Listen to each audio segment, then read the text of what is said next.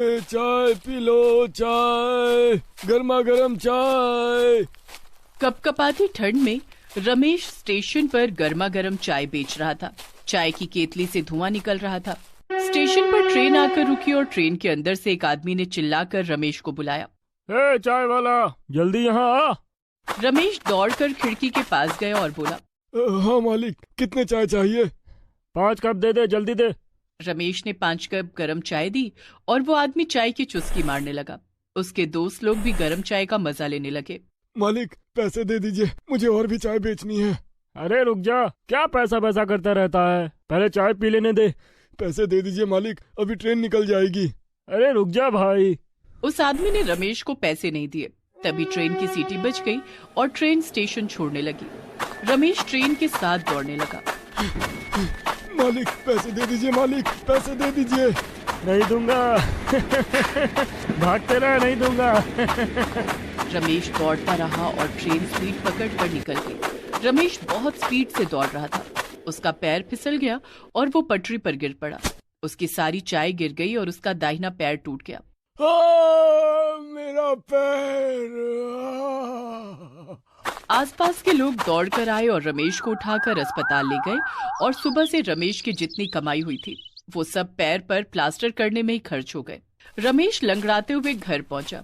उसकी बीवी सरला और 2 जुड़वा बेटी नीतू और नीलू उसके इंतजार में थे। रमेश को इस हालत में देखकर वो सभी चौंक गए। अरे, ये क्या हो गया आपको? कैसे हुआ ये? और क्या बताऊं सरला, गरीब के साथ तो ऐसा ही होता है। रमेश ने बताया कि कैसे उस आदमी की वजह से वो पटरी पर गिर गया था। उसकी आंखों में आंसू आ गए। कैसे कैसे लोग हैं यहाँ, गरीब के पेट पर लात मारकर इन लोगों को क्या मिलता है? पता नहीं सरला, जिसके पास पैसे हैं वो अपने आप को भगवान समझता है। पता नहीं हम पर भगवान कब दया दिखाएंगे।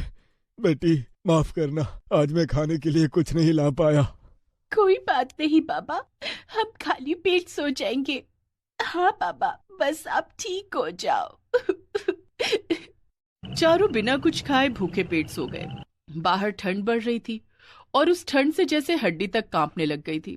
चारों के पास फटा हुआ कंबल तो था, लेकिन उससे ठंड में आराम नहीं मिलने वाला था।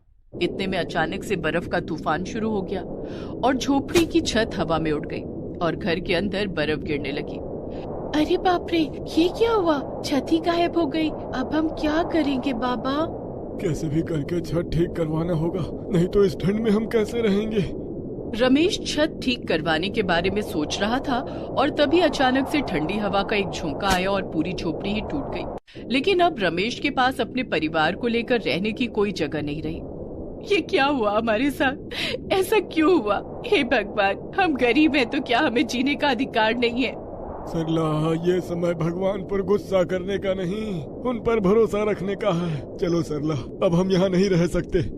कहाँ जाएंगे? हमारे पास जाने के लिए कोई जगह नहीं है। स्टेशन के पास हमें जगह मिल सकती है सरला, हिम्मत मत हारो, चलो मेरे साथ। रमेश और सरला अपनी दोनों बेटियों को लेकर स्टेशन के पास चले गए। सरला बस चाय बनाने की चीजें ही साथ ला पाई, लेकिन उसके पास गैस नहीं थी। पहले तो उन्हें रहने के लिए एक जगह चाहिए थी। स्टेशन में सभी को बिठाकर रमेश लंगड़ाते हुए रहने का इंतजाम करने चला गया और स्टेशन से थोड़ी दूर जाते ही उसे एक ट्रेन की बोगी दिखी। वो बोगी वहाँ बहुत दिनों से पड़ी हुई थी, उसमें जंग लग गया था। हम इस ट्रेन की बोगी में रह सकते हैं, इधर कोई आता जाता नहीं है, हमें कोई परेशान नहीं करेगा। वो सरला और अपनी दोनों बेटियों को लेकर उस बोगी के अंदर घुस गया। अंदर जगह तो बहुत थी, लेकिन बहुत दिनों से इस्तेमाल न होने के कारण बहुत गंदगी हो रखी थी। माँ, हम दोनों सब कुछ साफ कर देते हैं। हाँ माँ, देखना, एकदम चकाचक कर देंगे।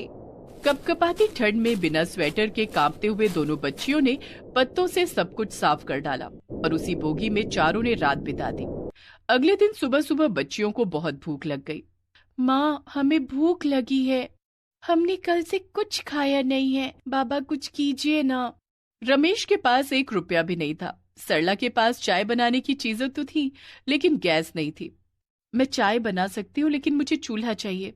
क्यों ना लकड़ी के चूल्हे का इंतजाम करें, लकड़ी के चूल्हे पे चाय अच्छी बनती है। ठीक है, हम दोनों लकड़ियाँ ढूंढ कर लाते हैं। दोनों बच्चियों ने इधर उधर से लकड़ियों का जुगाड़ किया और उन्हें जलाकर सरला लकड़ी के चूल्हे पर चाय बनाने लगी। चाय में थोड़ी सी अदरक और इलायची डालने के बाद एक अच्छी महक चारों तरफ फैल गई और वो महक स्टेशन मास्टर के